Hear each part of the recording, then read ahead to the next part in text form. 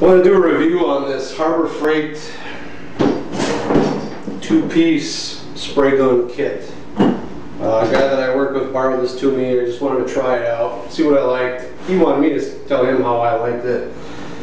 First off, it comes with a detail gun, full-size gun, and the cups for both, a wrench, a couple of cleaning brushes. Comes with an extra tip and needle, 1.8 for doing primer. There's a 1.4 for doing top coats, and the detail gun has, I believe, a 0.8 tip.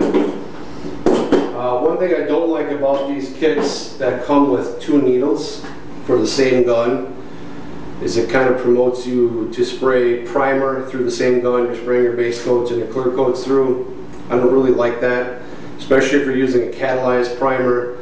That stuff really gets stuck in all the little nooks and crannies, and even if you diligently clean your gun, it's kind of hard to get that stuff out of there. And the last thing you want is to be doing, a nice black paint job and a chunk of primer comes out while you're clear coating it or something, and it ruins your whole paint job. You can get away with it, I suppose, if you're extremely careful. Clean the crap out of your gun after you use your primer, but I would recommend getting a separate primer gun. So let's start with this detail gun. Right out of the box, both of these guns, they seem okay. They're kind of rattly, kind of loose. What these are a Chinese-made copy of an entry-level Chinese-made gun. These are a copy of the DeVilbiss starting line. If you go on Spray Gun World's website, somewhere within the website, it says something to the effect of, we like to supply every gun in case, any customer wants to buy it. However, we do not recommend the starting line for top coats, base coats, and clear coats. They said it's a great primer gun. Top coats, not so much. So this is a cheap-made copy of that kind of cheap gun. Do they work? Sure, they work. Right out of the box, you can see, and you're not going to see it on camera, but it looks unfinished to me, like it needs to be polished. It looks like somebody took 1,000 grit sandpaper all over both of these, and that's how they left them. But that's just the way they are. Another kind of complaint I have is the cup on the detail gun has plastic threads. Screws right into the metal body.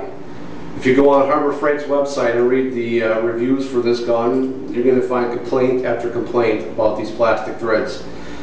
You want to take it off to store it, you want to take it off to clean it, on and off, on and off. Eventually these threads are going to strip out. They just don't last. One other thing I didn't really like about the detail gun compared to, here, I'll even show you. This is another Harbor Freight. I don't know if they make this one in purple anymore, but this is a copy of a SATA. To me, it feels a lot better than this. This trigger is too close. I can't get a good feel on it, whereas this one's a little bit further away. It probably looks the same, but when I was painting, I could really tell a difference. This style here, I have the exact same one, basically made by Matco. They're nearly identical. They both spray just about the same. I like the way they spray. They're both cheapy guns, but they spray really nice. This one here, it worked, but it didn't work as good as these ones. I wasn't overly impressed. It seemed to go through a lot of paint without a lot of something to show for the amount of paint that I used. Too much overspray and not enough transfer efficiency. Go on to the big gun, the 1.4 tip, really good universal size. It worked pretty well. It seemed to spray really heavy. Heavier than I like you have to move really fast. What I sprayed was, no, don't laugh, I sprayed a toilet seat. I don't know if you can pick this up on camera, but I did TrueFire over a red background. The actual lid, I did the base coat and the clear coat with the large gun, and the seat, I did the base coat and the clear coat with the small gun, and then obviously the airbrushed in between. I had to, when I was done with the detail gun, and I thought I was done, and I got it in the light a little bit more, it just didn't seem to cover, especially with the clear coat. I left a lot of orange peel.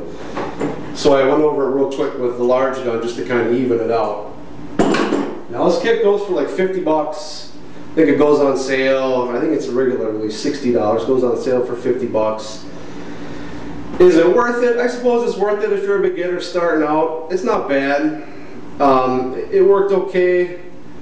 Another thing I wanted to mention too is in the instructions to this gun, it claims that it requires 9 CFM at 35 PSI for the large gun, and the small one is 5 CFM at 30. On the website, the CFM rating is upward around 13, I believe. And if you look at the DeVilbiss starting line guns, they're rated at, the full-size ones are rated again at like 13. I don't know which is correct, the instruction manual or the website. Either way, even at 9 CFM, you're kind of getting at the high end for if you have a smaller compressor. And if it is 13 CFM, you're really kind of pushing it, especially if you're doing a large project. So overall, it's okay.